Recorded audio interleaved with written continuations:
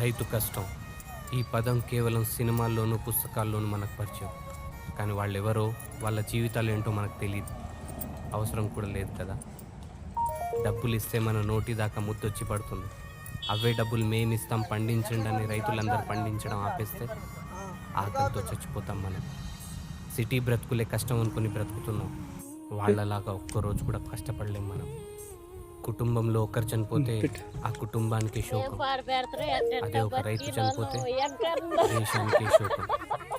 ఊరు, పొలం, విత్తనం పండించడం ఇవే ప్రపంచం అనుకొని బ్రతికే రైతుకి ఏమి ఇవ్వగలం? అవసరమైనప్పుడు మన సహకారం తప్ప. అప్పుడు ఏ రైతు ఆత్మహత్య చేసుకోడు. ఇవ్వగలమా?